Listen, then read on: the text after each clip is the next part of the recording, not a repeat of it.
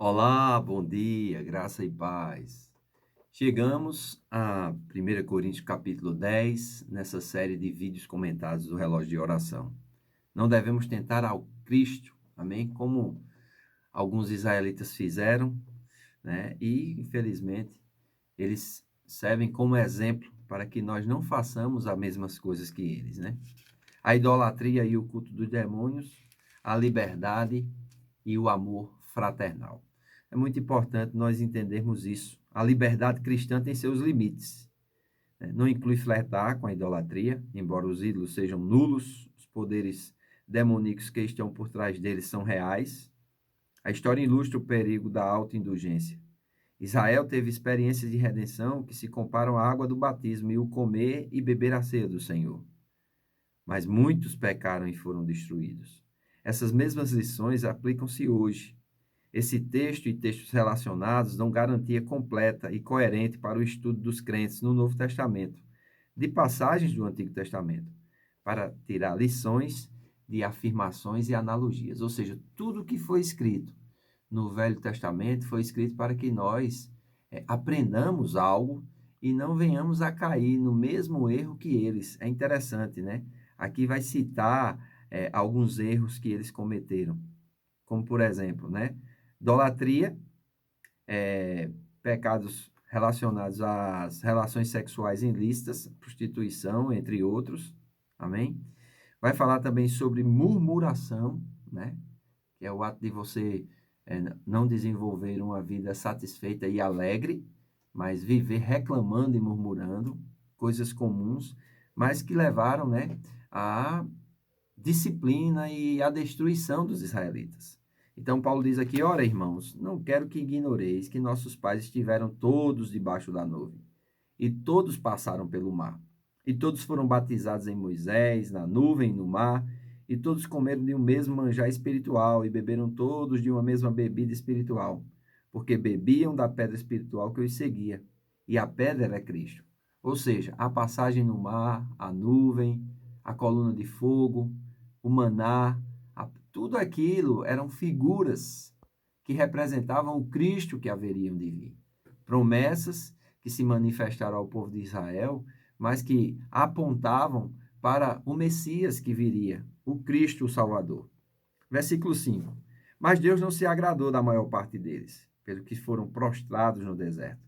E essas coisas foram feitas-nos em figura para que não cobicemos as coisas más que eles cobiçaram. Veja, na nossa carne existe uma cobiça. O que é cobiça? Cobiça é um desejo muito forte.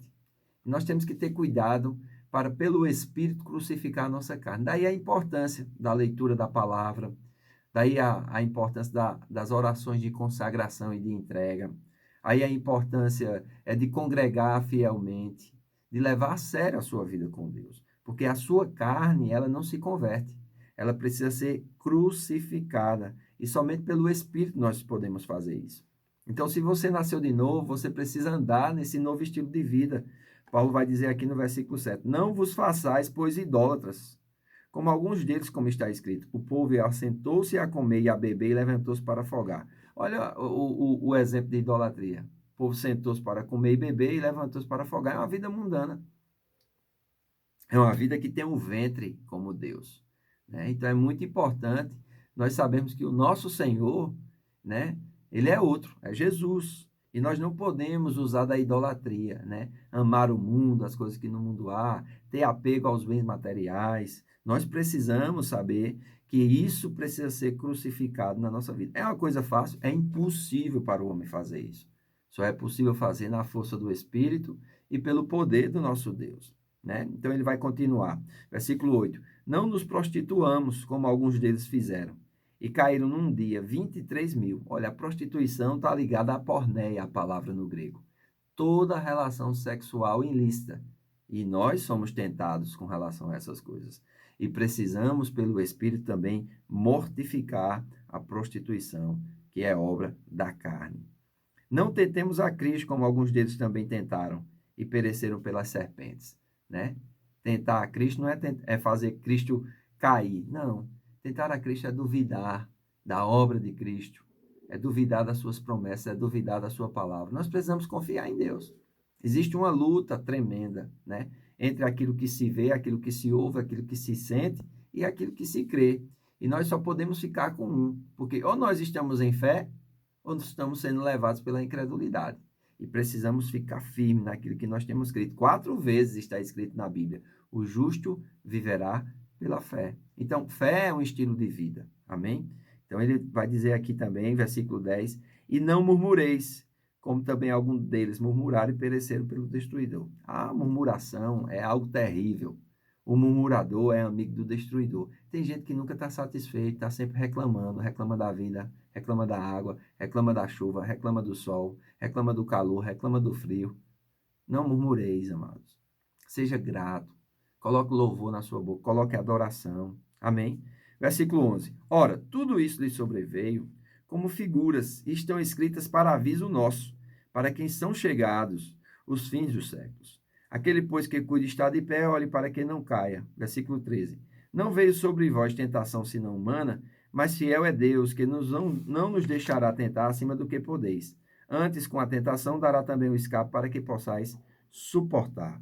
Amém? Então, Paulo nos dá uma advertência solene contra a autoconfiança independente em relação à segurança moral de uma pessoa, versículo 12. E prossegue com a mensagem de estímulo, versículo 13. Tentação traduz uma palavra grega que pode significar sedução ao mal ou provação em geral, incluindo vários tipos de experiência. A palavra provavelmente deve ser compreendida em um sentido mais amplo, como a compreensão adicional de que, enquanto Deus permite a provação com o propósito de fortalecer a fé e o caráter, Satanás seduz para o mal com o propósito de destruição. Você pode ver isso lá em Tiago, capítulo 1, dos versículos 2 ao 4, 12 e 15. Os coríntios não precisavam se desesperar quando levarem 2 coisas em consideração. Primeiro, suas tentações não são únicas, como é evidenciado pelas experiências de Israel no deserto. Paulo falando aqui nos versículos 5 a 10. E segundo, pode-se confiar em Deus, que não deixará que eles sejam tentados, no excesso de sua capacidade de suportar e superar. Deus limitará não apenas as experiências, mas Deus providenciará o escape. Satanás tenta, mas Deus providencia o escape. Por isso que nós precisamos ser dependentes de Deus. Nós precisamos confiar em Deus. Amém? Então, Paulo vai fazer uma diferença, né? E ele vai falar sobre idolatria e o culto dos demônios. Por causa disso, meus amados irmãos, versículo 14. Fugi da idolatria. Falo como a sábios, julgais a vós mesmos o que digo. Porventura, o cálice da bênção que abençoamos não é a comunhão do sangue de Cristo? E o pão que partimos não é, porventura, a comunhão do corpo de Cristo? Porque nós, sendo muitos, somos um só pão e um só corpo, porque todos participamos do mesmo pão. Vede a Israel segundo a carne. Os que comem os sacrifícios não são, porventura, participantes do altar? Mas digo o quê? Que o ídolo é alguma coisa? Ou que o sacrifício ao ídolo é alguma coisa? Antes, digo que todas estas coisas que os gentios sacrificam, as sacrificam aos demônios e não a Deus. E não quero que sejais participantes dos demônios. Paulo está dizendo aqui que todo sacrifício que é oferecido como uma oferenda, isso não é oferecido a Deus. Porque a única oferta que Deus aceita foi a oferta de Cristo. E a nossa fé nele é que nos faz agradável a Deus. Não é por aquilo que nós ofertamos, e se ofertamos aos ídolos, o ídolo ali, nós estamos ofertando aos demônios, é o que Paulo diz aqui. Versículo 21, não podereis beber o cálice do Senhor e o cálice dos demônios. Não podereis ser participantes da mesa do Senhor e da mesa dos demônios. Ou irritaremos ao Senhor? Somos mais fortes do que o Senhor? Versículo 23, ele vai estimular a liberdade e o amor cristão. Ele diz assim, todas as coisas me são lícitas, mas nem todas me convêm. Todas as coisas me são lícitas, mas nem todas as coisas edificam. Ninguém busque o próprio proveito, antes cada um que é de outro. Comei de tudo que se vende no açougue sem nada perguntar por causa da consciência. Porque a terra é do Senhor e toda a sua plenitude. E se algum dos infiéis os convidais quiser dizer, comei de tudo que puser diante de vós sem nada perguntar por causa da consciência. Veja a importância que Paulo dá à consciência. A consciência, ela é um árbitro, ela é um juiz. É a voz do nosso espírito. Nós precisamos prestar atenção a ela. Amém? Então ele diz aqui, versículo 26, porque a terra é do Senhor e toda a sua plenitude. E se algum dos fiéis os convidar e quiser dizer, comer de tudo que se puser diante de vós, sem nada perguntar, por causa da consciência. Mas se alguém vos disser, isso foi sacrificado aos ídolos, seja exemplo, não comais, ele diz aqui, por causa daquele que vos advertiu e por causa da consciência, porque a terra é do Senhor e toda a sua plenitude. Quando você não come, você ensina, você passa uma mensagem, e essa mensagem pode salvar aquele que come. Digo, porém, a consciência não atua, mas a do outro, pois porque há de a minha liberdade ser julgada pela consciência de outro.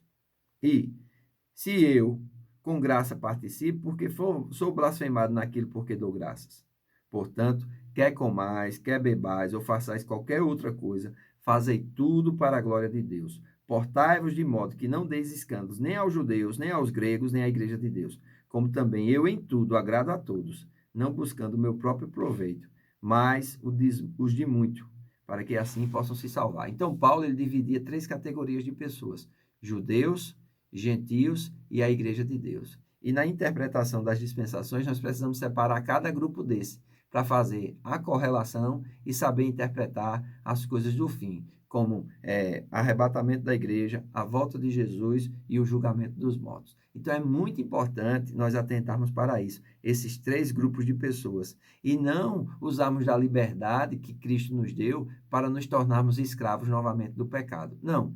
Cristo nos libertou para que, de fato, nós sejamos livres e precisamos viver uma vida que testemunha do Evangelho, tanto para aqueles que estão ao nosso redor, como para os infiéis, para que, através do nosso testemunho, eles possam também cultuar, se arrepender, se converter e servir a Deus com todo o seu coração. Amém? Hoje nós temos o culto da família. Quero convidar você a estar conosco. Será um tempo glorioso na presença do Senhor, a partir das 20 horas, na Casa do Oleiro. Um grande abraço, tenha um bom dia e que Deus te abençoe.